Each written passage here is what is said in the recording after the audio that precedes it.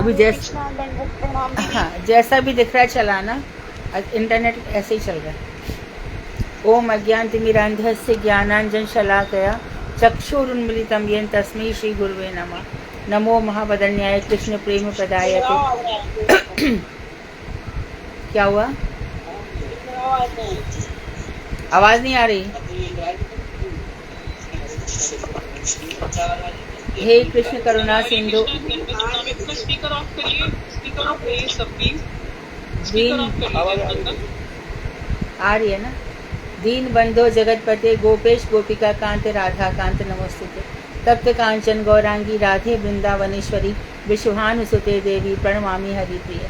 तवै वास्मि ना जीवामि त्वया विना इति विज्ञाय राधे तम नय माम चरणान्तिकम। गुरुवे गौरचंद्राय राधिकाय तदालय कृष्णाय कृष्ण भक्ताय तद्भक्ताय नमो नमः। वांक्षाकल्पतरुवश्य कृपा सिन्धुवेव च पतितानां पावनेभ्यो वैष्णवेभ्यो नमो नमः। श्री कृष्ण चैतन्य प्रभु नित्यानंद श्री अद्वैत गदाधर शिवासादि शिव और भक्तवृंद। हरे कृष्ण कृष्ण कृष्ण हरे हरे, हरे राम राम राम हरे। मैं सर्वप्रथम मध्य गुरु पाद पद्म परमाराध्यतम नित्य प्रविष्ट ओम विष्णुपाद अष्टोत्तर श्रीमद भक्ति वेदांत श्री नारायण गोस्वामी महाराज मध्य शिक्षा गुरु पाद पद्म परमाराध्यतम नित्य प्रविष्ट ओम विष्णुपाद अष्टोत्तर श्रीमद भक्ति वेदांत श्री वामन गोसाई महाराज कि अभय चरणारविंद में अनंत कोटि दंडवत प्रणति ज्ञापन कर उनकी आकांक्षा करती हूँ। मैं श्रीमद् भागवताक मरीचि महाराज तथा रचयिता हूँ विष्णुपाद सचन श्री भक्तिविनोद ठाकुर के चरणारविंद में अनंत कोटि दंडवत प्रणाम करती हूँ और उनकी अहत कृपा की याचना करती हूँ। मैं सभी वैष्णवियों के लिए यथा योग्य दंडवत प्रणाम अभिनंदन अभिवादन करती हूँ। देखो बात यह है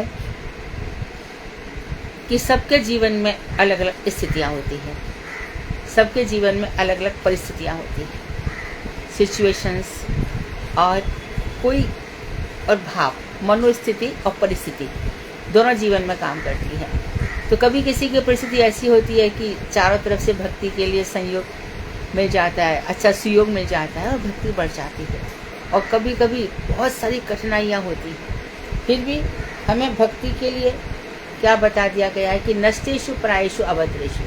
आप निरंतर भागवत सेवन करते रहो, आपके अभद्र नष्ट हो जाएंगे।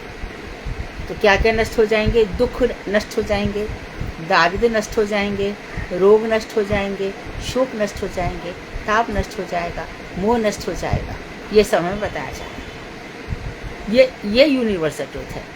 देखो एक हम परीक्षा देते हैं 10वीं क्लास की, पूरे भारत में CBSE बोर्ड होगा या ICSE बोर्ड होगा, सबका एक जैसा पेपर आएगा। उस पेपर में एक जैसा ही पेपर है, एक पेपर एक जैसा ही है। जिसकी जैसी पढ़ाई होगी उसको वैसे मार्क्स मिल जाएंगे, लेकिन जीवन की स्थिति में पेपर एक जैसा नहीं है। यहाँ सबके क्वेश्चन पेपर अलग अलग है, सबके। मेरा अलग है, आपका अलग है, इसका अलग है, उसका अलग है। हमें उसी क्वेश्चन पेपर में पास होना है। ये श्री कृष्ण की व्यवस्था है, वो बनी है कर्मों के आधार पर। ये व्यवस्था किस लिए आधार पर बनी है? कर्मों के आधार पर। तो प्रारब्ध कर्म, संचित कर्म, क्रियामान कर्म ऐसे ही होते हैं। लेकिन हम देखते हैं कि भक्ति में जैसे हम मुड़ जाते हैं, कर्म नष्ट हो जाते हैं। कर्म नष्ट हो गए मतलब कर्म का फल नष्ट हो गया। तो उसके बाद श्रद्धा हो गई। अब यहाँ से जो पेपर है वो 10th स्टैंडर्ड वाला पेपर है। तो जिसकी जितनी अधिक श्रद्धा होगी उसके उतने अच्छे मार्क्स आ जाएंगे। इसके पहले के जो पेपर है वो कर्म के आधार पर, सबको अपना देना है। लेकिन जहाँ पर जैसी भक्ति की शुरुआत हो गई और धीरे धीरे धीरे हम उस लेवल पर आ गए या PhD DLED क्या क्या हो जाएगा, तब वो रस में आ गए। और उस रस में जो परकिया रस है उसमें रेयर वेरी सिलेक्टेड लोग रह जाएंगे, गिने चुने लोग। हमें उन गिने चुने लोगों में से एक होना चाहिए।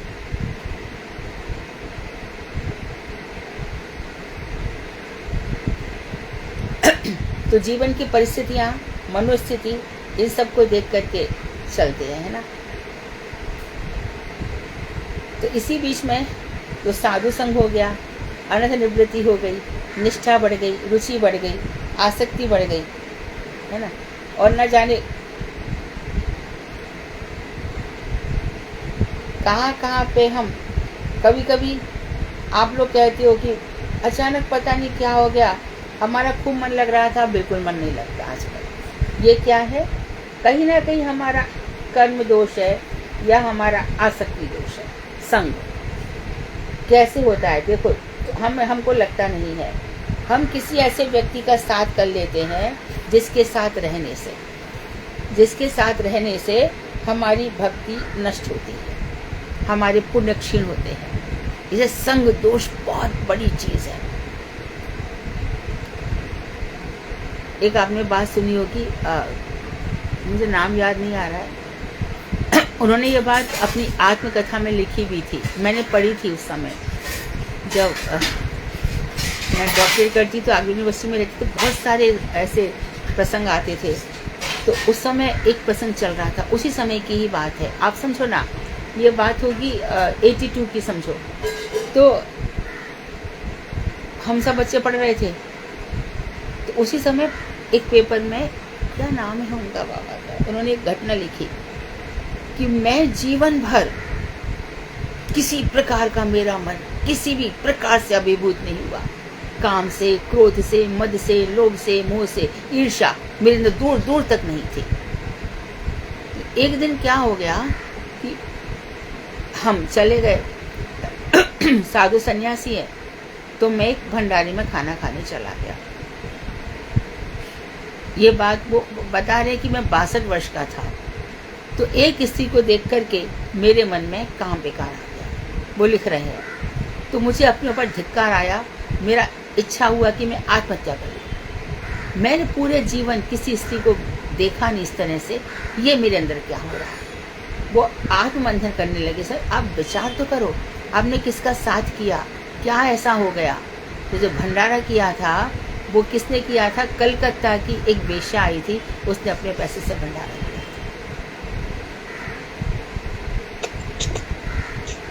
उसका अन्न खा करके प्रसाद नहीं लगा था क्या? तो भगवान को देते तो शुद्ध हो गया, नहीं होता ना,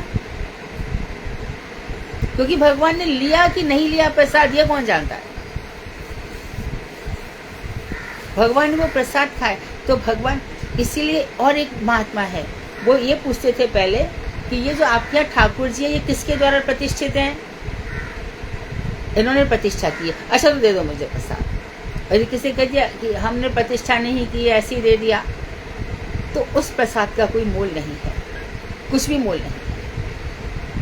ये सब गहरी बातें हैं। इसी प्रकार से हमारे घर में कोई ऐसा व्यक्ति आ गया और हमने उससे बातें कर ली, तो जितना भी हमारी भक्ति तो थी नहीं उसकी जरा भी, और हमारी भी उतनी ज़्यादा नहीं है कि हम सब कुछ उसको पचा जाएंगे, तो फिर ऐसे में क्या होता है, हमारा मन हटता है। इन बातों की गहराई को समझो, ये प्रैक्टिकल बातें हैं, ये किताबों में लिखी नहीं होती हैं, ये थ्योरी नहीं है। तो इसलिए अपना साथ बहुत देखो कि किसके साथ हमारा समय जा रहा है। इसलिए साधु संग सर्वशास्त्र है। तो श्रीमद् भागवत को भगवान इसलिए रख गए कि तुम लोग कुछ भी मत करो, नहीं मन लग रहा है तो भागवत की कथा उठाओ पढ़ो, तो भी नहीं मन लग रहा तो लिखो कि इसमें कौन।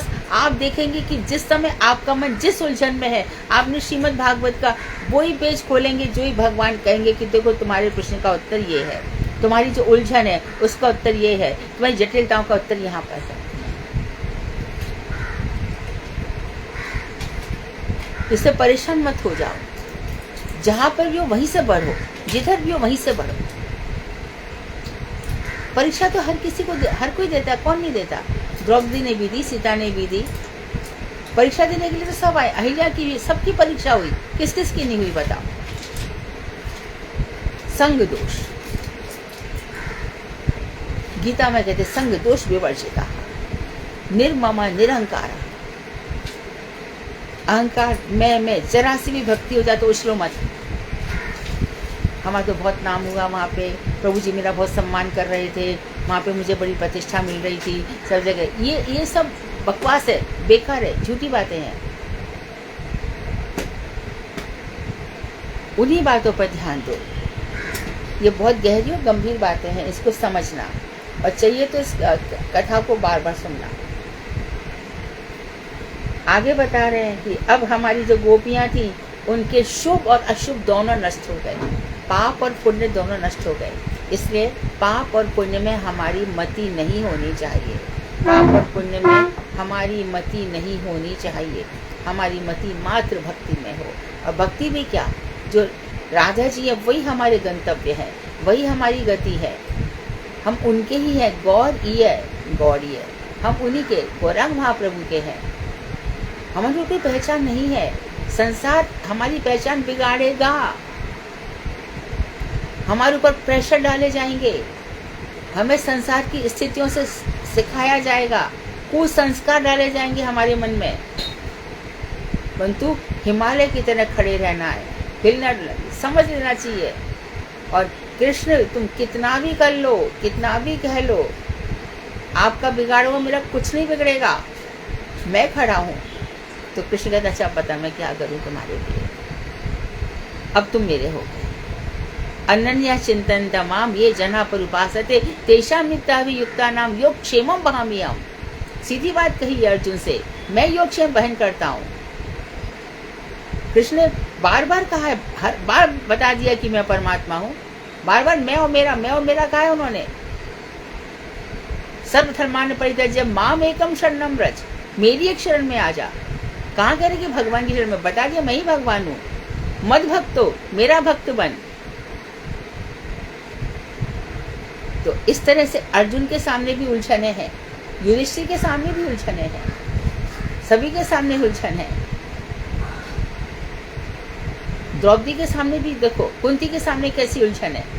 बड़ा बेटा कर्ण ही, देखो कौन सी परिस्थिति आई, बड़ा बेटा कर्ण ही उसको त्याग करना पड़ा।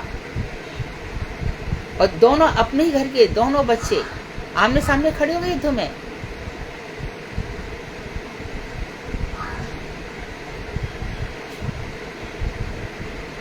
तो पूरा महाभारत पढ़ोगे तो देखोगे कि कितना पेचीदा मामला है सब जगह। तो हमारा जीवन भी यही महाभारत है, इसमें से हमें ऊपर उठना है। आगे बता रहे हैं, गोपियों का बता रहे, आगे बता रहे, तमेव परमात्मानं जार बुद्ध्यापि संगताः जहर गुणमयं देहं सद्यः प्रक्षीण बंधनाः। ये श्लोक भी बहुत सुंदर है। यहाँ फिर से जार बुद्धि आ गई। लोग पूछते रहते हैं कि श्रीमद् भागवत में जार बुद्धि कहाँ है, आपको 2 श्लोक तो मिल ही गए। इसका अर्थ है कि जार बुद्धि अर्थात पारकीय बुद्धि। पारकीय बुद्धि क्या, हमारा गोपी भाव, गोपी देह की प्राप्ति हो गई। मेरा विवाह मेरे पिताजी ने यहाँ कर दिया है, ये मेरी जाबड़ ससुराल है, लेकिन मेरे पति तो श्याम सुंदर है। यह परकीय बुद्धि है। परकीय बुद्धि द्वारा ध्यान में परमात्मा के अंशी रूप, ध्यान दो शब्द का, बिल्कुल ध्यान दो, जो बहुत ही सुंदर है। सब तुम, यदि तुमको ये आगे ना बात समझ में, तुम बड़े बड़े शास्त्रों को ऐसे पढ़ लोगे। परमात्मा के भी जो अंशी हैं, अर्थात श्री कृष्ण, पहले ये समझ लो, वो ब्रह्म को, ब्रह्म क्या है, उनकी ज्योति, भगवान की ज्योति का नाम ब्रह्म है। वो ब्रह्म को प्राप्त हो गए, अर्थात भगवान का जो ज्योति धाम है, स्थान का नाम है ब्रह्म। ये भगवान का नाम नहीं है, स्थान का नाम है, ज्योतिर्मय धाम, वो ब्रह्म है। अब दूसरी चीज हो गई परमात्मा। तो परमात्मा भी कृष्ण ही है, कोई दूसरे नहीं है। तो परमात्मा के अंशी, ममी वांशो जीवलोके जीवभूता सनातना, मैं अंशी हूँ, जीव तू अंश है मेरा। तो ब्रह्म कौन है, मेरा अंश है। परमात्मा कौन है, मेरा अंश है। आप में और परमात्मा में क्या अंतर है। परमात्मा सारी सृष्टि को चला रहा है, आप क्या कर रहे हो, वो मेरी देख रेख में कर रहा है। परमात्मा मेरे से ही चला रहा है। और आपका क्या क्या परिचय है, ये भी बता दो। देखो सुनो, ब्रह्म है वो मेरा ज्योतिर्मय धाम है। परमात्मा जिसका हर अंश सब जीवों में विराजमान है, उन्हीं परमात्मा से सब निकल रहे हैं। वो परमात्मा है ना, पर्सनैलिटी ऑफ, जो सुपर पर्सनैलिटी ऑफ गॉड है। और मैं हूँ भगवान, ये तीनों मेरे ही नाम है। तो मैं कौन हूँ, जीव पूछता है, तू मेरा अंश है। पशु कौन है, वो भी अंश है। तो जो परशुराम पूर्व मत्स्य कौन है, वो मेरे स्वांश है, मेरे अपने ही अंश है। तो क्या वो भी आपकी तरह से, जैसे आप राधा जी के साथ रास रचते हो, तो तो आपका जो मत्स्य अवतार है, कूर्म अवतार है, उसकी क्या स्थिति है भाई? उसमें रसगत भेद है, शक्ति उनकी वही है। नीचे से जब रसातल से शुकर रूप आते हैं, इसको एक तमाचा मार दे सीधा हिरण्यकशिपु को। बहुत दिनों से नाचता फिर रहा था, अरे भाई हमें युद्ध करना है, कोई वीर रस बता दो। तो वही चला गया वरुण जी के पास जल में, तो इतना क्या इतरा रहा है, उनके साथ युद्ध कर, देख आ रहे नीचे से ऊपर, उनके साथ युद्ध कर ले।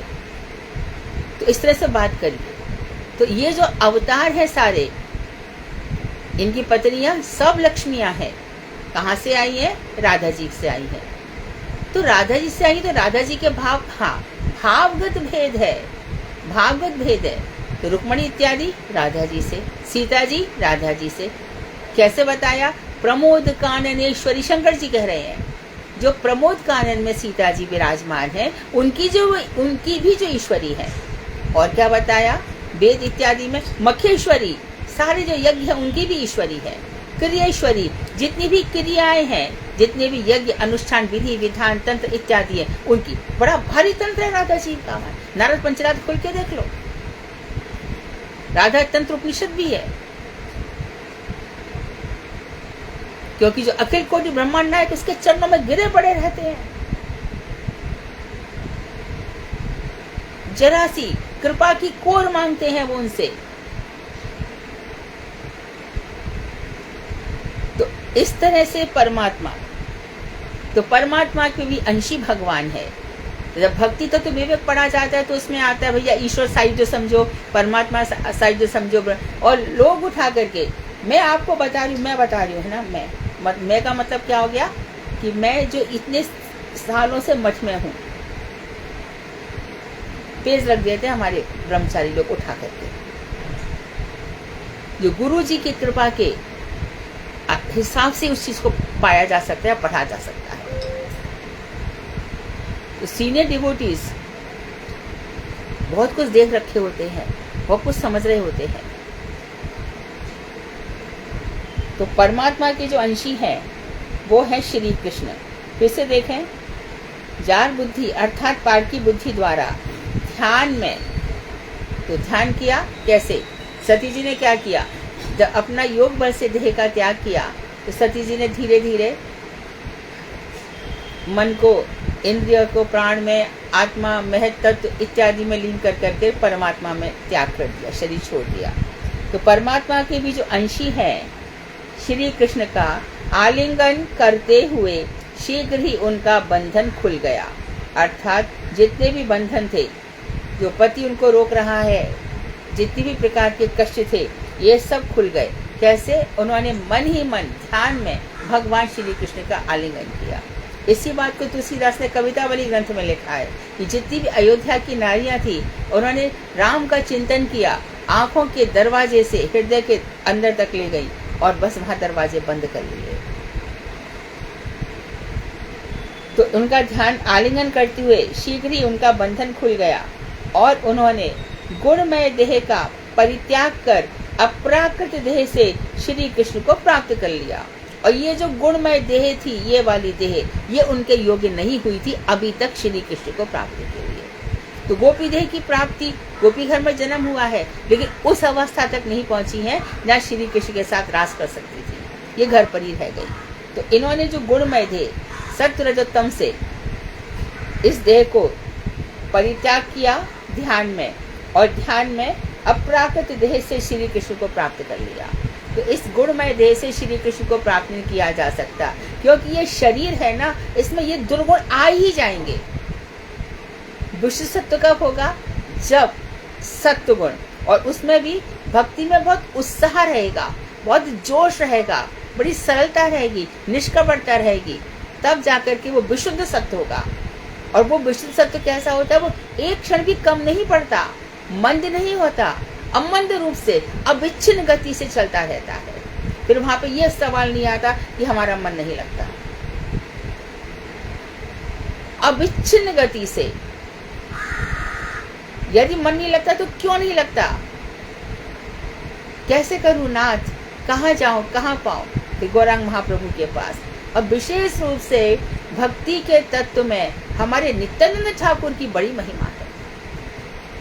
उनके चरणों को पकड़ लिया जाए। नित्यानंद राम, राम कौन? बलराम।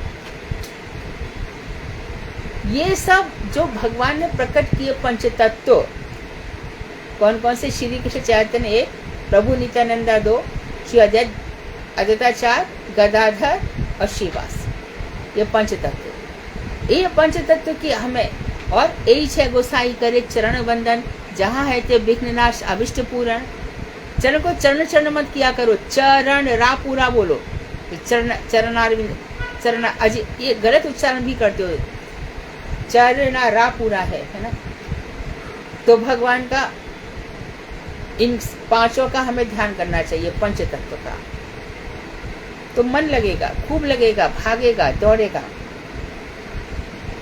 तो ये गुणमय जो शरीर वाली ये देह है, इसमें तमोगुण रजोगुण है। ये शरीर आधि व्याधि, आधि मतलब मेंटली, जो मानसिक रूप से फ्रस्ट्रेशन, डिप्रेशन, ईर्ष्या, ये सब कभी मत करना। कभी किसी से ईर्ष्या दूर दूर तक मत करना। कौन किसके साथ क्या कर रहा है हमारा कंसर्न ही नहीं है। अक्सर बड़ी ये बातें होती है, महाराज इससे ज्यादा ममता करते हैं, इस अरे सुन, इनके पास पैसा बहुत है, ये पैसा बहुत है, इससे महाराज जी का धन इन पे जाता है। अरे वो सब छोड़ दो। महाराज किसको क्या करते वो हमारा कंसर्न ही नहीं है। हमारा कंसर्न है कि हम उनसे भजन सीखने आए हैं। अपने भजन की बातें करो ना, तत्वदर्शियों के पास जाओ। किसने कहा कि वहां पे भगवान कह रहे कि खूब धन दे दो? कहाँ लिखा है? ये तो लिखा है जाके उनसे प्रश्न पूछो। हम ही नहीं समझते हैं चीजों को, इसीलिए हम परेशान होते हैं। तो अब ये शरीर का परित्याग कर दिया उन्होंने, अपराकृत देह से श्री कृष्ण को प्राप्त कर लिया। यहाँ पर ब्रज में जन्म प्राप्त करने पर भी किस प्रकार से उनके पाप पुण्य और गुणमय देह था, ये प्रश्न पूछा जा रहा है। ब्रज में जन्म हो गया, आप तो कहते हो वस्तु सिद्धि होती है, तब ऐसा क्यों था? तो इसकी मीमांसा यह है कि साधन काल में स्वरूप देह का आभास होने पर भी गुणमय देह रहता है। अर्थात गुणमय देह तब तक रहता है जब तक निर्गुण वस्तु सिद्धि नहीं हो जाती। तो अभी जब तक वस्तु सिद्धि कृष्ण की प्राप्ति नहीं हो जाती, अपनी स्वरूप सिद्धि तो हो गई, मैं कौन सी मंजरी हूँ, मेरे माता पिता कौन है, मेरा क्या परिचय, मेरी प्रापन दशा, वरण दशा, आपन दशा क्या है, ये सब भी हो जाता है। लेकिन अभी तक वस्तु सिद्धि श्री कृष्ण ने हमें अपने गले नहीं लगाया।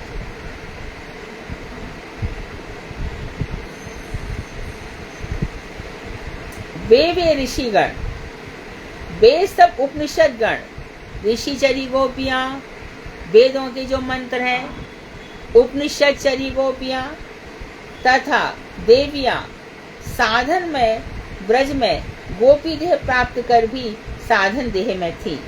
तो ये उपनिषद इत्यादि उस अवस्था तक नहीं पहुंचे थे। वेदों के मंत्र जो राधा जी के भावों तक पहुंचे थे, अभी तक इनमें परिक्या रस भी उस भाव तक नहीं पहुंचा था।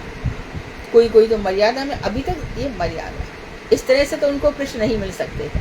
वहाँ सब कुछ भूल जाना पड़ता है, आर्यपद, वैदिक पद, सब कुछ। तो इस साधन में अवस्था में इन्होंने गोपी देह प्राप्त किया था, सिद्धि नहीं हुई थी। भौम ब्रज में अर्थात भगवान श्री कृष्ण का जो ब्रज है ऊपर गोलोक धाम में, अब उस ब्रज को भगवान कभी कभी नीचे ले आते हैं भूमि पर, इसलिए उसको क्या कहा जाता है? भौम ब्रज।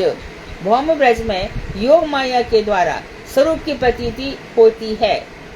वहाँ सिद्ध गोपियों के अनुगत होकर भजन करते करते रागात्मिका भाव की प्राप्ति होती है। तो भौम ब्रज में क्या होता है? योग माया जब प्रसन्न हो जाती है तो स्वरूप की प्राप्ति हो जाती है। हम कौन सी देह में, हमारी सिद्ध देह स्वरूप क्या है, और फिर वहाँ पर फिर हम क्या करते हैं? कोई हमारी जो सिद्ध गोपियाँ हैं, कोई भी इन 8 में से, हम उनके अनुगत हो जाते हैं और फिर उसके बाद हम भजन करते हैं। और अभी हमारा भजन अभी से छूट गया तो यहाँ तक कैसे पहुँचेंगे? मुझे अभी इसी जन्म में प्राप्त करना है। टॉप मोस्ट जो है उस बिंदु तक मुझे पहुँचना ही है। मुझे साधना करनी है, तपस्या करनी है, अपने मन को नहीं देखना, मुझे भक्ति को देखना है। कैसे भक्ति हो? मन विचलित होगा, मन पे ध्यान मत दो। रागात्मिका भाव की प्राप्ति, भजन करते करते रागात्मिका भाव की प्राप्ति हो जाती है, भगवान से अनुराग हो जाता है। इस रागात्मिक भाव की प्राप्ति के समय उन्होंने गौण देह का परित्याग कर निर्गुण देह को प्राप्त कर लिया, और जैसे भगवान से प्रेम हो गया एकदम सुपीरियर डिग्री का, तो उनका ये गुणमय शरीर छूट गया और अप्राकृत देह प्राप्त कर लिया। इसी को साधन सिद्धि कहते हैं, अर्थात साधन करते करते करते करते एक दिन सिद्धि हो गई। ये देखो, ये साधन करने, अभी देखो बिहार वन में मैंने खुद एक देखा था, बिहार वन में एक व्यक्ति भजन कर रहा था, तो वहाँ पे जो महंत था, मैंने उनसे कहा कि इनको नहीं यहाँ पे कर रहे हैं, रात को सांप आते होंगे, ये सब आते होंगे, इनको डर नहीं लगता? बोले जाने कितने आते जाते, उसको फर्क नहीं पड़ता, भजन करता रहेगा, क्योंकि उसको अपनी प्राकृत देह का होश ही नहीं है। जो सांप इत्यादि घूम रहे हैं वो कौन है? परमात्मा की तो अंश है, छुआ तक नहीं। तो बिहार वन की गंभीरता में देखा, भजन किया, भजन करके उठ करके अपने जा रहे आ रहे, कैसे कब खाना है, कैसे शाम को खाएंगे, कैसे पिएंगे, कुछ होश नहीं है। बताओ तो एक विजन, कौन भजन करते करते मर गया? किसको पशु पक्षी ने खा लिया? हमारे ही विश्वास में कमी है। तो साधन सिद्धि, अच्छा ये साधन सिद्धि एक हो गई। एक बात और याद रख लो, एक होती है आजान सिद्धि। आजान, उपनिषदों में इसका वर्णन आता है। आजान सिद्धि किसको कहते हैं? एक जन्म से दूसरा जन्म से तीसरा जन्म चौथा जन्म, जन्म होते होते तो किसी जन्म में सिद्धि हो जाती है।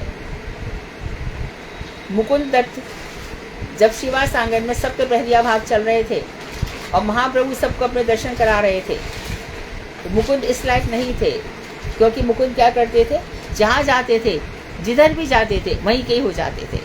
तो जब मुकुंद उनकी आरती उतारने लगे तो गौरांग महाप्रभु बोले, मुकुंद जब आरती उतारता है ना तो मेरे हृदय में छेद करता है, छेद। बोले क्यों? कि जहाँ जाता है वहीं से बोलता है तुम्हें माता च पिता तुम्हें, हर किसी को ऐसे ही मान लेता है। तो आप कब मिलोगे? बोले अभी इसको 10,000 जन्म लग जाएंगे। मुकुंद 10,000 जन्म तक भी तुम्हें ठाकुर जी नहीं मिलने वाले, 10,000 के बाद तो मिलेंगे। हाँ बस इतना नाचे, इतना नाचे, इतना मेरे मन से सब विकार दूर हो जाएंगे। तो महाप्रभु बोले इतना भावाविष्ट कि उनके सारे हृदय में जितने भी ये सब थे, यहाँ जाऊँ वहाँ जाऊँ, इससे मिलूँ, मीमांसा करूँ, कर्म मीमांसा करूँ, योग मीमांसा करूँ, यहाँ मिलूँ वहाँ मिलूँ, वो सब के सब नष्ट हो गए।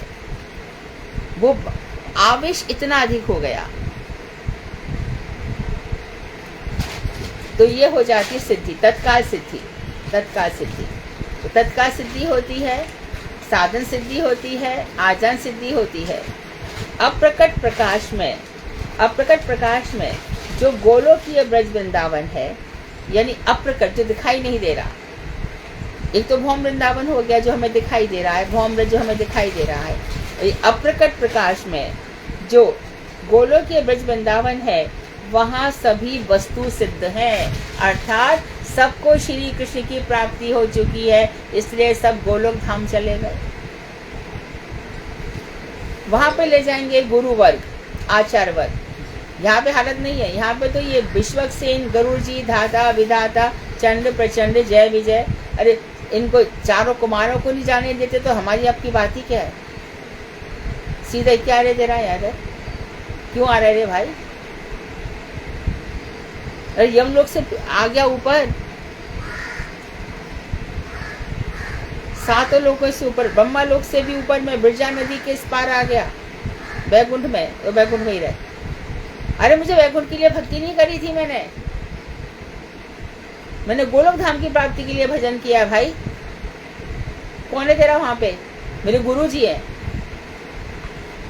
अरे कौन से गुरु जी तेरे? ये वाले गुरु है। अरे आप इसको जानते हो क्या? हाँ हाँ हाँ हाँ, इसको लाओ लाओ लाओ, ऐसा सिस्टम है। इससे गुरु निष्ठा बहुत आवश्यक है, और गुरु भी हमारा श्रेष्ठ गुरु होना चाहिए, तभी ये सब होगा। तो वहाँ पे सबको वस्तु सिद्धि प्राप्त है। ये सब बहुत गहरी बातें हैं। उस नित्य गोलोक की प्रापंचिक प्रतीति ही यह भौम ब्रज है। जो गोलोक धाम है उसी की छाया है, प्रपंच में जो दिखाई दे रहा है वहाँ उसकी छाया है, अर्थात जो ऊपर है वही नीचे है, उसकी छाया ही है, अलग ऊपर से कुछ भी नहीं है यहाँ पर। गोपियों के अनुगत होकर रागानुगा भक्त जहाँ भी भजन करते हैं वहीं पर भौम ब्रज की जननिष्ठ विशेष प्रतीति अर्थात भौम ब्रज में वास करने वाले के रूप में प्रतीति रहती है। वो जहाँ भी भक्त करते हैं तो जो भौम ब्रज के लोग हैं उनकी जननिष्ठ विशेष प्रतीति अर्थात भौम ब्रज में जैसे कि ऊपर है ललिता, विशाखा, यशोदा इत्यादि, इसी प्रकार से यहाँ भी वो उन्हीं भावों के अनुगत होकर अपना भजन करते हैं।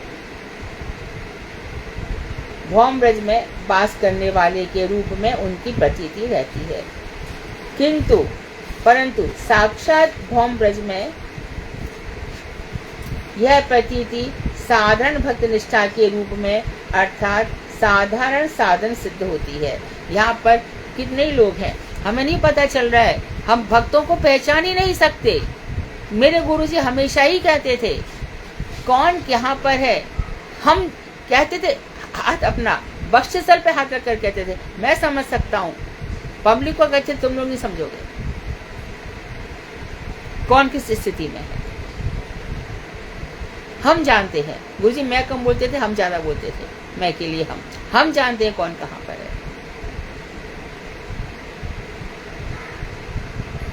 किसी से भी कह देते तेरा ऐसा व्यवहार रहेगा तो मैं जानता हूँ 5 साल बाद तू अकेला बढ़ जाएगा, मैं जानता हूँ तेरा ऐसे व्यवहार रहा तो प्रपंच में बड़ा तुम्हारी बदनामी हो जाएगी।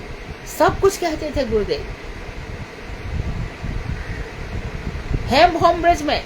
अच्छा, यदि गुरुदेव इतने ही महान हैं, इतने ही सब कुछ है, तो उनकी प्रतीति कुछ ही लोगों को क्यों हो रही है, बाकी सबको तो नहीं हो रही। और जब गुरुदेव की मधुर स्मृतियां प्रोग्राम आया, अरे हम उस समय गुरु जी को पहचान नहीं पाए, अरे हम सोचते ही रह गए, हम उनसे मिल ही नहीं पाए। ये क्या है? इन्हीं तरह से गोपियों का कर्म बंध है, नहीं मिल पाई श्री कृष्ण से। इसी प्रकार हम मैं और मेरे में आसक्त हो जाते हैं। इसलिए जब जब भी हमारा भजन का तार टूटता है तो हमें सोचना चाहिए कि हमारी कोई ग्रंथि या कर्म वासना ऐसी है जो मुझे भजन नहीं करने दे रही।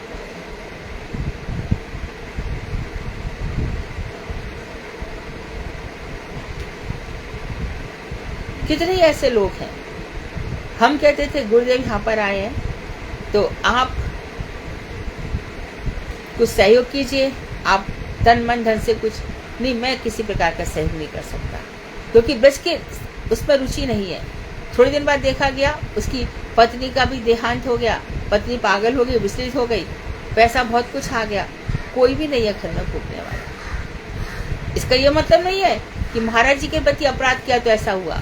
इसका यह मतलब है कि कर्म बंधन की गांठ इतनी बड़ी है कि वो भोगने पर मजबूर है, इसलिए भगवान की तरफ वो बढ़ ही नहीं पा रहा, गुरु वैष्णव की तरफ बढ़ ही नहीं पा रहा। गुरु वैष्णव में कमी नहीं होती, कमी हमारे खुद की कर्म बंधन की श्रृंखला में होती है। इसलिए खड़े रहो दृढ़ता पूर्वक। मन कितनी बार एकदम ऐसा होगा, इस मन की बात मत सुनना, शास्त्रों की बात सुनना।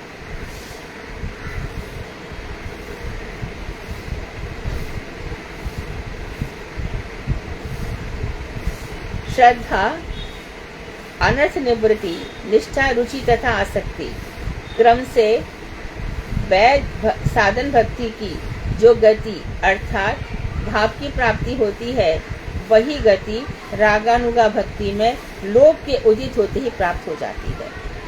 तो जैसी रागानुगा भक्ति में होता है लोभ, उसको प्राप्ति का लोभ की प्राप्ति, लोभ हो जाना चाहिए, एक लालच मन में, मुझे भी ऐसा हो। सच्ची बात पूछो ना, अंदर तक तराश के देखो, हमें लोभ नहीं है। हमें लोभ ऐसे होता है कि भगवान की भक्ति भी चले, वंश भी चलता रहे और भगवान के दर्शन भी होते, आयोजन भी होते रहे, सब कुछ हमें ये सब चाहिए।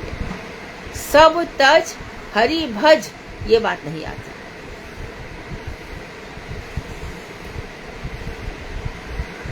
उस दिन हमने वीडियो फॉरवर्ड करी थी जिसमें भक्ति वल्लभ तीर्थ गोस्वामी महाराज कह रहे हैं कि मुझे 200 रुपए देते हैं और मुझसे चाहते हैं कि महाराज 2 लाख रुपए दे दो, लड़की की शादी है। अरे मठ मंदिर में तो ऐसे ही पैसा आता है।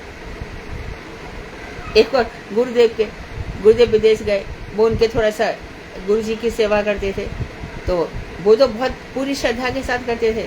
और उनका बेटा, अरे जाते हैं कभी कुछ नहीं कि विदेश से हमारे लिए कुछ ले आए। मैंने उनसे पूछा क्या चाहिए आपको? अरे बहुत सारी चीज़ें हैं, कैमरा ले आए, ये ले आए, वो ले आए। सोचो, इस शरीर को ढकने के लिए और मन को तुष्ट करने के लिए कितनी ही चीजें चाहिए। जिनके अंदर ऐसी चाह रहती है, उनके परिवारों में संस्कार तक नहीं होते। उनके बच्चे बच्ची भी माँ बाप को देख तो उड़े उड़े घूमते हैं।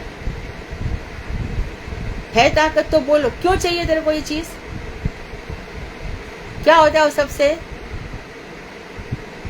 हमने तो नहीं ली, हमें किस चीज की कमी है?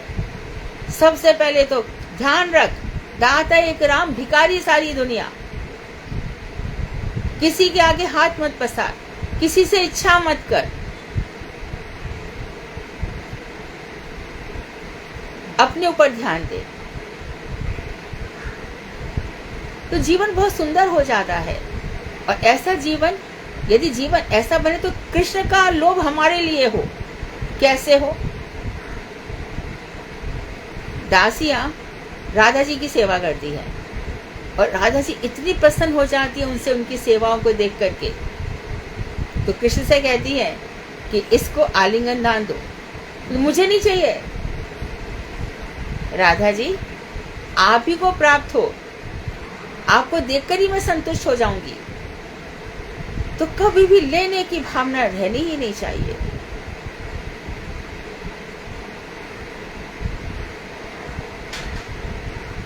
किसी को दिया 100 रुपए का, गा दिया, वापस मिलना चाहिए। ये सब इतनी गुणमय बातें हैं, इनसे कैसे भजन होगा?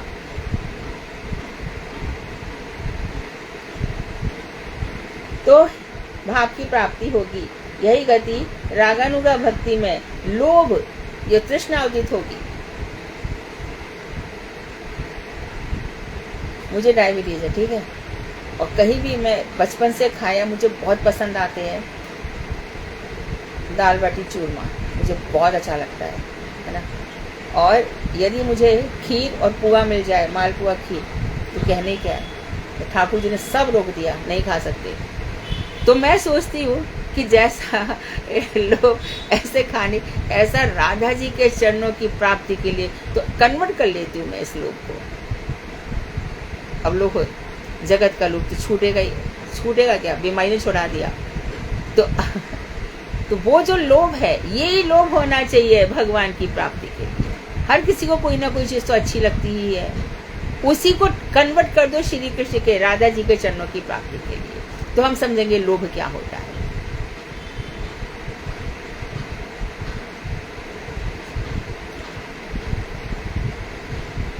ब्रज के लोग हैं ना, मथुरा वृंदावन के, उन लोगों को ये स्वाभाविक ही होता है, इसमें बड़ी बात नहीं है।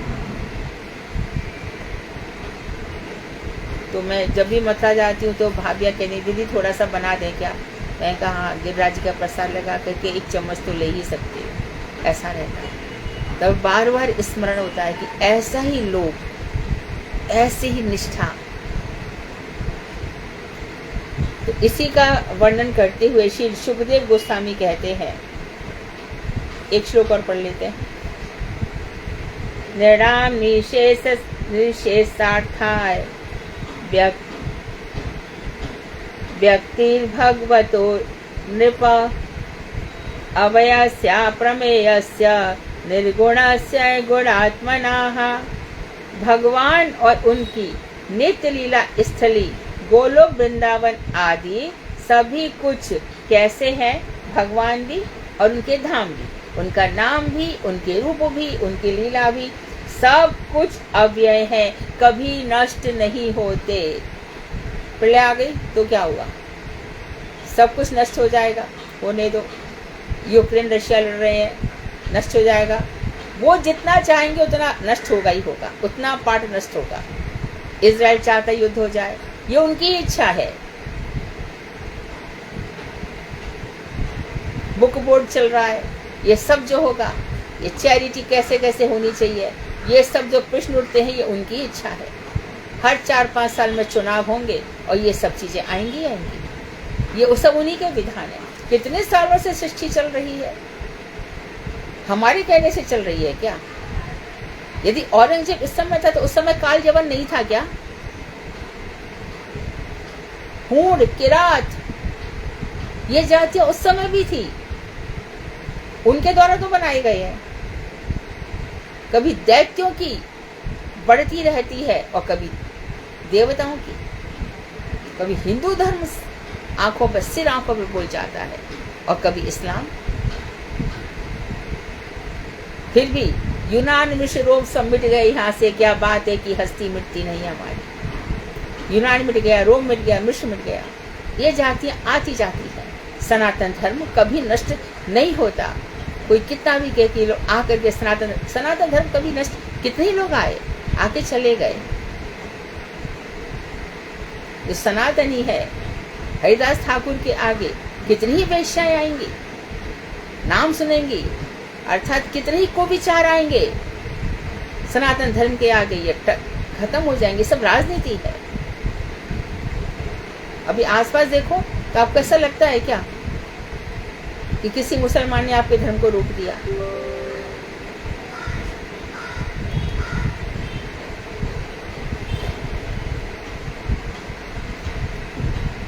चल रहा है, मैं दिख रही हूँ, नष्ट हो गया।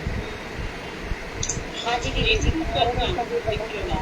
क्लास चल रही है हाँ दीदी, क्योंकि अच्छे से। हाँ मेरे स्क्रीन से सब कुछ निकल गया है तो मैं नहीं दिख रहा, तो मैं लाइन खत्म कर रही हूँ। अव्यय है, अप्रमेय है, उसकी तुलना नहीं हो सकती।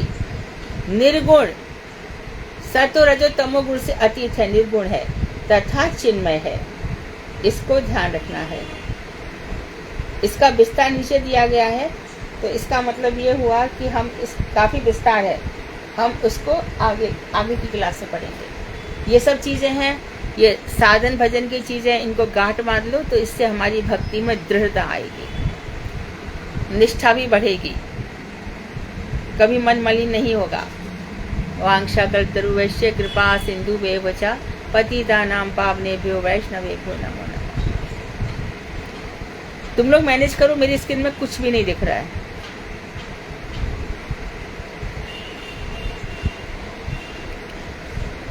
कोई प्रश्न ना हो तो भागवत।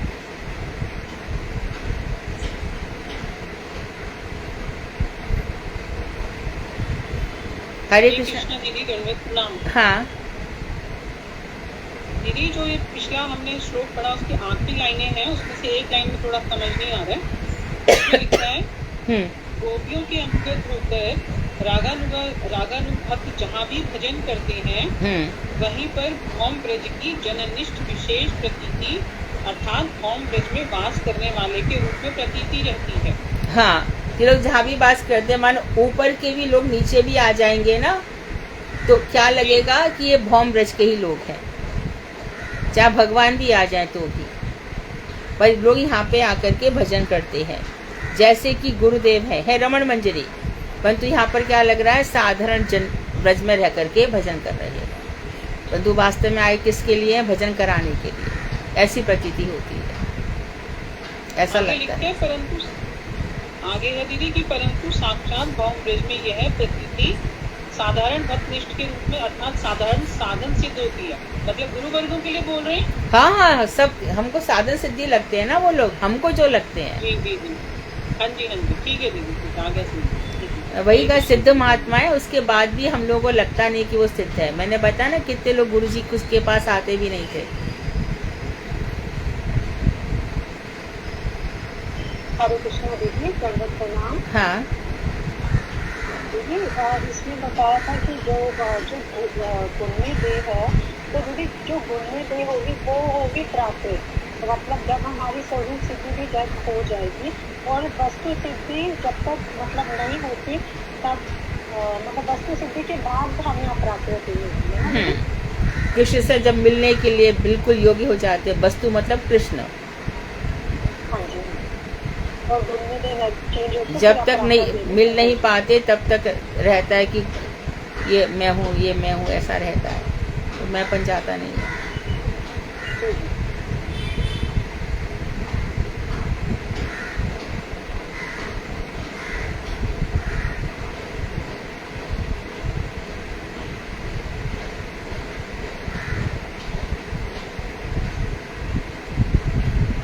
और कोई प्रश्न?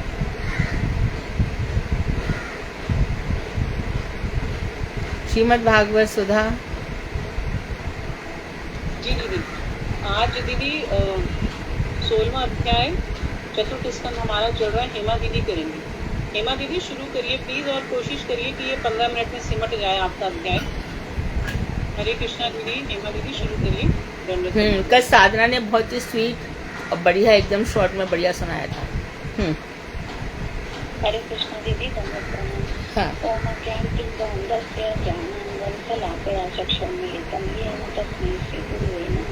वाञ्छाकल्पतरुभ्यश्च पतितानां पावनेभ्यो वैष्णवेभ्यो नमो नमः। श्रीकृष्ण चैतन्य प्रभु नित्यानंद श्री अद्वैत गदाधर श्रीवासादि। हरे कृष्ण कृष्ण कृष्ण हरे हरे, हरे राम राम राम हरे हरे।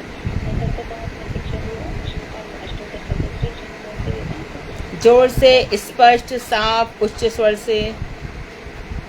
मैं सर्वप्रथम अपने दीक्षा गुरु ओम विष्णुपाद अष्टोत्तर सतसत श्री श्रीमद् भक्तिवेदांत श्रीधर महाराज जी के चरण कमलों में अनंत कोटि दंडवत प्रणाम करती हूँ। तत्पश्चात मैं अपने शिक्षा गुरु श्री भागवताचार्य श्रीमती मधु दीदी के चरण कमलों में अनंत कोटि दंडवत प्रणाम करती हूँ।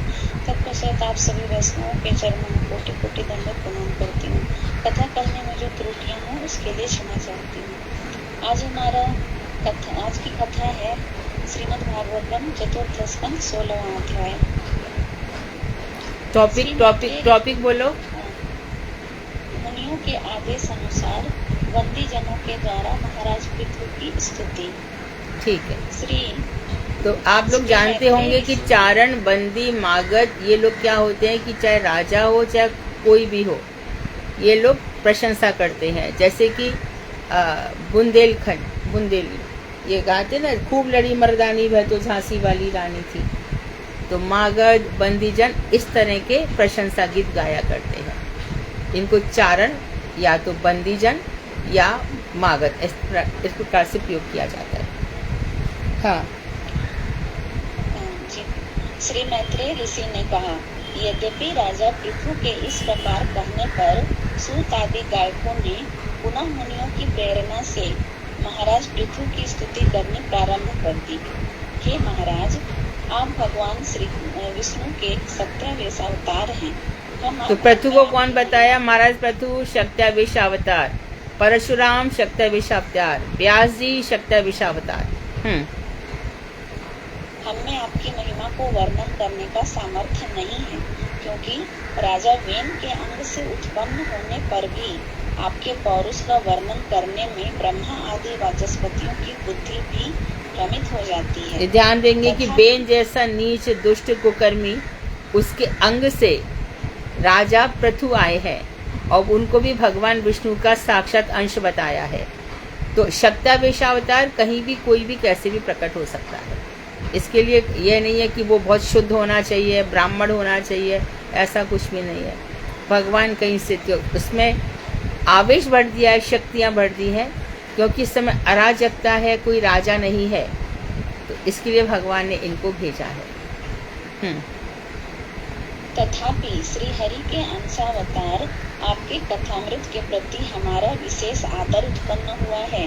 मुनियों ने ही हमें प्रेरणा प्रदान की है और वे योग बल से हमारे हृदय में प्रविष्ट होकर जिस प्रकार की स्फूर्ति कराएंगे, हम उसी प्रकार ही आपकी प्रशंसनीय कीर्ति का गान करेंगे। सुत आदि गायकों ने कहना प्रारंभ किया, ये महाराज पृथु सर्वधर्म पालन करने वालों में सर्वश्रेष्ठ और जन समूह के धर्म प्रवर्तक होंगे। ये वर्णाश्रम धर्म की मर्यादा के संरक्षक और कुमार्गगामियों को दंड प्रदान करने वाले होंगे। ये अकेले ही यथा योग्य भाव से दोनों लोकों अर्थात स्वर्ग और भूलोक का कल्याण करने के लिए समय समय पर अपने शरीर में इंद्र आदि लोकपालों की मूर्ति धारण करेंगे। अच्छा, ये पृथ्वी क्या बोल रहे हैं कि स्वर्ग की भी रक्षा करेंगे तो अपने शरीर में इंद्र आदि मूर्ति भी धारण कर लेंगे। इनकी महिमा सुनो, कितनी महिमा है। ये महाराज पृथु प्राणी मात्र के प्रति समदर्शी होकर सूर्य की भांति अपना प्रताप प्रकाशित करके यथा समय धन का आदान प्रदान करेंगे। वेन नंदन पृथु का स्वभाव सब कुछ सहन करने वाली धरती के समान होगा। आर्त व्यक्तियों के प्रति ये सर्वदा करुणा करेंगे। यदि आर्त व्यक्ति इनके सिर पर पैर रखकर भी इनका अतिक्रमण भी करेंगे तो ये उसे भी सहन कर लेंगे। फिर से बोलो ये लाइन हेमा, फिर से बोलो। वे नंदन पृथ्वी का स्वभाव सब कुछ सहन करने वाली धरती के समान होगा और आर्त व्यक्तियों के प्रति ये आर्त कौन से व्यक्ति? आर्त दुखी जो है, आर्त है ना। हाँ, दुखी व्यक्ति इनके सिर पे पैर रख के जाएंगे, उसको भी क्षमा कर देंगे, ऐसा कह रहे हैं। इंद्र के द्वारा वर्षा न करने पर जब प्रजाजनों वो लाइन जो बोलो, मैं जो क्लियर करवाना चाह रही उसको क्लियर करो ना। आर्त व्यक्ति इनके सिर पर, यदि आर्त व्यक्ति इनके सिर पर पैर रखकर भी इनका अतिक्रमण भी करेंगे तो ये उसे भी सहन कर लेंगे। उसको भी सहन, इतनी शक्ति यानी पृथ्वी के समान इनके अंदर सहन शक्ति। अतिक्रमण करना, लांग जाना। हमें कभी भी महापुरुषों को, महापुरुषों के आसन को, तुलसी देवी को, इन भागवत जी को, ग्रंथों को कभी लांघना नहीं चाहिए। इससे हमारे सारे पुण्य क्षीण हो जाते हैं। इंद्र के द्वारा वर्षा न करने पर जब प्रजाजनों के प्राण घोर संकट में पड़ जाएंगे तब महाराज पृथु स्वयं ही इंद्र के समान जल वर्षा कर प्रजा की अनायासी रक्षा कर लेंगे। यानी कि इंद्र की भी चिंता नहीं है, महाराज पृथु जल वर्षा करवा लेंगे। ऐसे ये भी थे ऋषि सिंह, दशरथ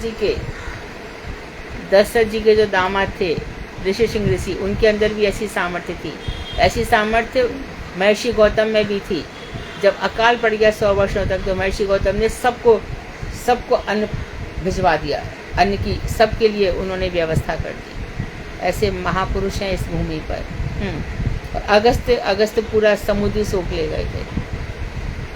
हाँ, महाराज पृथु अपने पूर्ण विकसित अमृतमय मुखचंद्र की विशुद्ध मनोहर मुस्कान और प्रेम भई चितवन द्वारा जन समूह को आनंद में निमग्न कर देंगे। महाराज पृथु के किसी स्थान में प्रवेश करने और वहां से बाहर निकलने का मार्ग दूसरा कोई भी नहीं जान पाएगा। तो कहाँ से आते कहाँ जाते किसी को पता नहीं चलेगा। इनके द्वारा किए जाने वाले कार्यों को फल की प्राप्ति होने से पहले भी कोई नहीं जान पाएगा तथा वे किस अभिप्राय से किए गए हैं उसे भी कोई नहीं समझ सकेगा। इनका धन और हम कहते हैं ना, वैष्णव कौन कार्य किस अभिप्राय से कर रहा है उसमें अपना दिमाग नहीं लगाना चाहिए, क्योंकि ये कोई भी कार्य करेंगे किसी को समझ में नहीं आएगा कि ये काम क्यों किया जा रहा है। इनका धन और ज्ञान सदैव भली भांति सुरक्षित रहेगा। ये असीम गुणों के धाम होंगे तथा अलक्षित स्वभाव वाले साक्षात वरुण देवता के समान शोभायमान होंगे। सभी देवताओं के साथ इनकी तुलना कर दिया, वरुण देवता के समान बता दिया। वेन रूपी अग्नि या यज्ञ काष्ठ के मंथन से यह पृथु रूप जो अग्नि उत्पन्न हुई है, शत्रु इन्हें मन के द्वारा भी स्पर्श नहीं कर पाएंगे। कोई दुष्ट से दुष्ट शत्रु भी इन्हें पराजित करने में समर्थ नहीं हो सकेगा। जिस प्रकार प्राणियों के भीतर रहने वाले अंतर्यामी सब कुछ देखते हुए भी साक्षी के समान उदासीन रहते हैं, उसी प्रकार ये महात्मा भी गतिविधियों तथा गुप्तचरों के द्वारा प्राणियों के प्रकट एवं गुप्त सभी प्रकार के कार्यों को जानकर भी अंतर्यामी के समान उदासीन अर्थात अनासक्त रहेंगे। इनको सब पता चलेगा कहाँ क्या चल रहा है, लेकिन ये अंतर्यामी भगवान के समान सब कुछ जानकर भी अनजान से बने रहेंगे, अनासक्त भाव से रहेंगे। महाराज पृथु धर्मराज यम की भांति न्याय के पथ पर स्थित होंगे। यदि शत्रु की संतान दंड के योग्य नहीं है तो वे उसे दंड नहीं देंगे, और यदि इनका अपना पुत्र दंडनीय है तो उसे दंड देंगे। महाराज जो होते हैं ऐसे ही होते हैं। हमारा पुत्र यदि दंडनीय है तो उसको दंड दिया ही जाएगा, और शत्रु यदि दंडनीय नहीं है तो दंड नहीं दिया जाएगा। भगवान श्री कृष्ण ने भी देखा कि जितने भी मेरे यदु पुत्र हैं ये सब उपद्रवी हो गए हैं, इन सबको एक वैसी लैंग्वेज में बोलते हैं ना कि बड़ी चर्बी आ गई है कि हमारा जो बाप है वो तो बड़ा राजा है, उसको तो लोग भगवान कहते हैं, हम जो मनाए कर सकते हैं। तो सांब पहुंच गए ऋषियों के पास और झूठ मूठ बोले हमारी बहू है, बता दो इसके पेट में बेटा है कि बेटी है, और ऋषियों का भी अपमान करता है। तो भगवान ने पूरा यदुकुल ही नष्ट करवा दिया। सूर्य देव मानस पर्वत तक जिस जिस स्थान को अपनी किरणों के द्वारा प्रकाशित करते हैं, उन सभी स्थानों पर इनका आज्ञा रूपी चक्र या सेना अथवा रथ का चक्र निष्कंटक गति से विचरण करेगा। महाराज पृथु अपने मनोरंजक पराक्रम से प्रजा को आनंदित करेंगे। इसी प्रकार प्रजा इन्हें राजा कहकर संबोधित करेगी। ये तो इसका अर्थ आ गया समझ में, राजा जो सब प्रजा का रंजन करे उसको राजा कहते हैं। प्रजा को हर प्रकार की सुख सुविधाओं से मनोरंजन, मन को आनंद देना, प्रजा का रंजन, प्रजा को आनंद देना, इसलिए राजा कहा जाता है। ये अखंडित व्रत, सत्य प्रतिज्ञ, ब्राह्मण हितैषी, वृद्धों की सेवा करने वाले, समस्त जीवों के आश्रय होने योग्य, सबको सम्मान देने वाले एवं दीन वत्सल होंगे। इनकी पर स्त्री में माता के समान भक्ति, अपनी स्त्री में अर्धांगिनी के समान प्रीति तथा प्रजाजनों में पिता के समान वत्सलता होगी। ये ब्रह्मविद ब्राह्मणों की आज्ञा का पालन करने वाले होंगे। प्राणी मात्र इनसे इतनी प्रीति करेंगे जितने वे अपने आप से करते हैं। ये सुहृदों को बहुत आनंदित करेंगे, परंतु जो दुष्ट होंगे उनके लिए ये यम के समान होंगे। इन्हें विषयों में अनासक्त साधुओं का संग प्राप्त होगा। ये चित्त शक्ति, जीव शक्ति और माया शक्ति के अधीश्वर निर्विकार साक्षात विष्णु के अंश से उत्पन्न हुए हैं। अद्वैत तत्व भगवान के बहुत रूपों में प्रतीत होने पर भी उन सब में भेद बुद्धि निरर्थक है। भगवान के अंश ये महाराज पृथु अद्वितीय पराक्रमशाली राजाधिराज के रूप में समस्त पृथ्वी पर शासन करेंगे तथा ये जयप्रद रथ पर सवार होकर धनुष बाण हाथ में लेकर सूर्य के समान सर्वत्र भ्रमण करेंगे। महाराज पृथु इस प्रकार जिन जिन स्थानों पर विचरण करेंगे उन स्थानों पर इंद्र, वरुण आदि सभी लोकपाल एवं पृथ्वीपाल इन्हें शुल्क रूप में भेंट प्रदान करेंगे तथा उन लोकपालों की महारानियां इन्हें आदि राज मानकर इनका बहुत सम्मान करेंगी। ये राज चक्रवर्ती पृथु भी जिस प्रकार इंद्र अनायास ही पर्वतों को तोड़ कर पृथ्वी को समतल कर देंगे, ये भी उसी प्रकार प्रजाओं की जीविका के निर्वाह के लिए पृथ्वी को समतल कर देंगे तथा गौ स्वरूपा इस पृथ्वी का दोहन भी करेंगे। जिस प्रकार पशुओं का राजा सिंह अपनी पूंछ ऊंची करके वन में विचरण करता है, उसी प्रकार ये भी भैंसों और गायों के सींगों से बने धनुष की टंकार करते हुए उस धनुष को ऊपर उठाकर रणभूमि में विचरण करेंगे। तब दुष्ट इनके पराक्रम को सहन नहीं कर पाएंगे और इधर उधर छिप जाएंगे। महाराज पृथु सरस्वती नदी के उद्गम स्थान पर 100 अश्वमेध यज्ञों का अनुष्ठान करेंगे। अंतिम यज्ञ के समाप्त होने के समय ही इंद्रदेव उनके यज्ञीय अश्व का अपहरण कर लेंगे। इसके बाद महाराज पृथु अपने महल के उपवन में श्री सनत कुमार का संग प्राप्त करके भक्ति पूर्वक उनकी आराधना करेंगे तथा जिस ज्ञान से परब्रह्म को जाना जाता है उस विशुद्ध निर्मल ज्ञान को प्राप्त करेंगे। ये आदिराज पृथु महान पराक्रमशाली हैं। इनका विक्रम सर्वत्र विख्यात है। महाराज पृथु अपने संबंध में इस प्रकार की विभिन्न स्तुतियों और गुणगाथाओं का सर्वत्र ही श्रवण करते रहेंगे। इन दिग्विजयी राजा की आज्ञा का कोई भी विरोध नहीं कर पाएगा। ये जीवों के हृदय के संपूर्ण अभद्रों को दूर कर संपूर्ण भूमंडल के शासक होंगे तथा महाराज पृथु सुर असुर समस्त राजाओं द्वारा बहुत सम्मानित होंगे। इति श्रीमद्भागवत महापुराणे चतुर्थ स्कंधे श्री विदुर मैत्रेय संवादे श्री पृथु स्तव नाम 16वां अध्याय। हरे कृष्णा देवी भगवत। ठीक है, बहुत सही। कीर्तन। हरे कृष्णा देवी, दंडवत प्रणाम। हाँ भारती गाओ। दीदी के चरणों में मेरा दंडवत प्रणाम। श्रील गुरुदेव की जय। सभी को मेरा यथा योग्य दंडवत प्रणाम। श्री राधा हमारी गोरी गोरी है नवल किशोरी, कन्हैया तेरो कारो है। श्री राधा हमारी गोरी गोरी है नवल किशोरी, कन्हैया तेरो कारो है।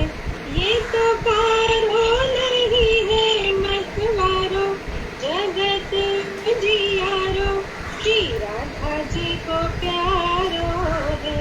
ये तो कारो नहीं है मतवारो, जगत जियारो, श्री राधा जी को प्यारो है। श्री राधा हमारी गोरी गोरी है नवल किशोरी, कन्हैया तेरो कारो है। गोरी मुख पे तिल बनो, गोरी मुख पे तिल बनो, आही करूं मैं प्रणाम। मानो चंद्र बिछाई के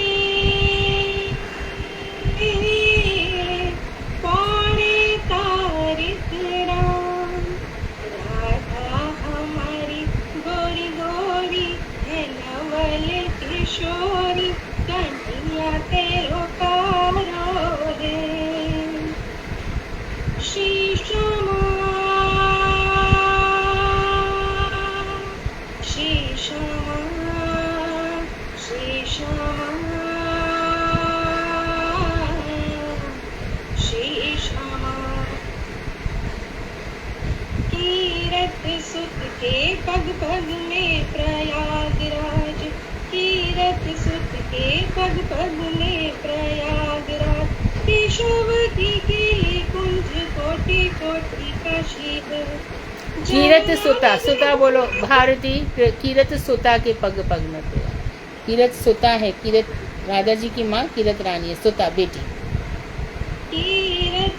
कीरत सुता के पग पग में प्रयागराज, केशव की केली कुंज कोटि कोटि काशी है। जमुना में जगन्नाथ, रेणुका में रामेश्वर, कण कण में पड़े रहे अयोध्या के वासी हैं। गोपिन के द्वार द्वार हरिद्वार बसत यहाँ, गोपिन के द्वार द्वार हरिद्वार बसत यहाँ। बद्री के केदारनाथ तीरथ दास दासी हैं। स्वर्ग अपवर्ग सुख लेके हम करिए कहा, स्वर्ग अपवर्ग सुख लेके हम करिए कहा। जानते नहीं हो हम वृंदावन वासी हैं, जानते नहीं हो हम वृंदावन वासी हैं। श्री राधा हमारी गोरी गोरी है नवल किशोरी, कन्हैया तेरो कारो है।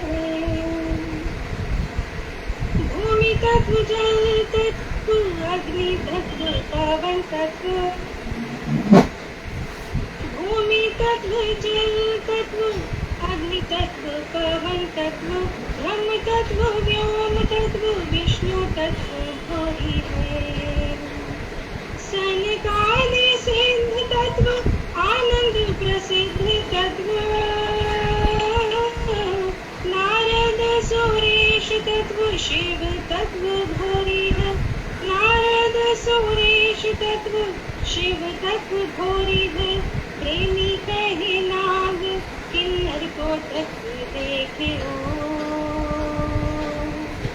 प्रेमी कहे नाग किन्नर को तत्व देखो शेष और महेश तत्व नीति नीति जोड़ी है शेष और महेश तत्व नीति नीति जोड़ी है तत्वन के तत्व जग जीवन श्री कृष्ण तत्व तत्वन के तत्व जग जीवन श्री कृष्ण तत्व कृष्ण हो के तत्व कृष्ण भानु की किशोरी है कृष्ण हो के तत्व कृष्ण भानु की किशोरी है श्री राधा हमारी गोरी गोरी है नवल किशोरी कन्हैया तेरो कारो है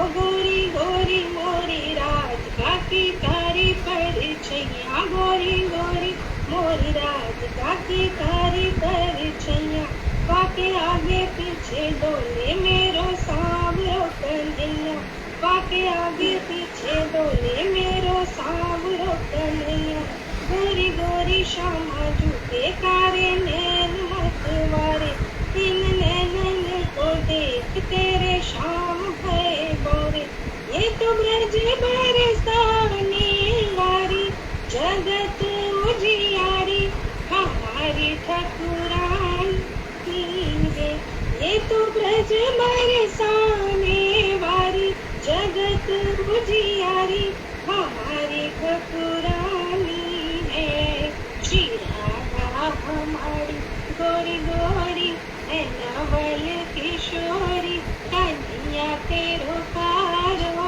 है श्री राधा हमारी गोरी गोरी है नवल किशोरी कन्हैया तेरो कारो है ये तो कारो नहीं है मतवारो जगत उजियारो श्री राधा जी को प्यारो है श्री राधा हमारी गोरी गोरी है नवल किशोरी कन्हैया तेरो कारो है हरे कृष्णा दीदी बहुत सुंदर बड़े दिल से गाया तुमने बहुत सुंदर जय हो भक्ति हाँ बहुत अच्छा गाया कभी तो लिए सब अच्छे गाया है हरे कृष्ण दीदी हाँ दादाजी के मुख में तिल है राधा जी के मुख पे अभी गाना में खाना तिल है तो तिल है क्या फिर से बोलो मैं राधा जी के मुख में अभी दीदी गाई ना उसमें एक लाइन था मुख पे तिल है हाँ हाँ हाँ हाँ ऐसा वर्णन आता है तिल सुंदरता का प्रतीक है ना हाँ। और कन्हैया जी की उपमा दे रखी है चांद की उपमा दे रखी है राधा जी के मुख से और तिल की कन्हैया से क्योंकि कन्हैया कारे है ना हम कभी सुने नहीं थे दीदी इसलिए आता वर्णन आता है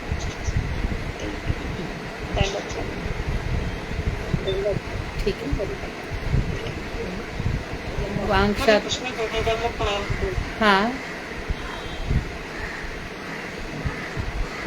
धन्यवाद प्रणाम कर रही है सिर्फ हाँ हाँ ठीक है सभी को मेरा भी प्रणाम वांछा कर्तरु वैश्य कृपा सिंधु देव च पतितानां पावनेभ्यो वैष्णवेभ्यो नमः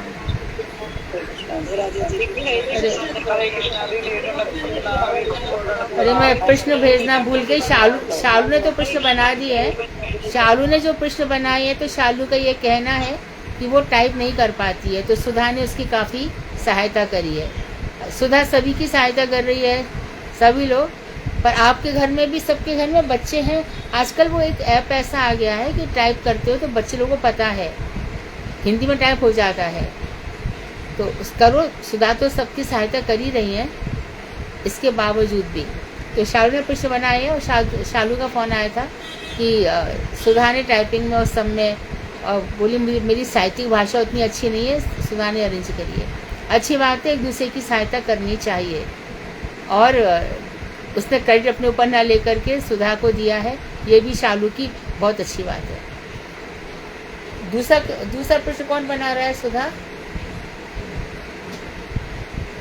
अनुराधा दासी दीदी। ठीक है, अनुराधा तो टाइप कर लेती है। ठीक है, मैं शालू के क्वेश्चन अभी भेज देती हूँ, मैं भूल गई थी। हाँ, वांशा वो भी शैला दीदी के लिए वही टाइप करती है। हाँ, अनुराधा तो शैला जी का भी टाइप करती है, और भी एक दो जनों का भी टाइप किया था उसने। वांशा प्रभुवश्य कृपा सिंधु वेवचा पतितानां पावनेभ्यो वैष्णवेभ्यो दंडवत। आजकल उषा जी कुछ बोलती नहीं है। उषा जी, आप कहाँ रहते हो?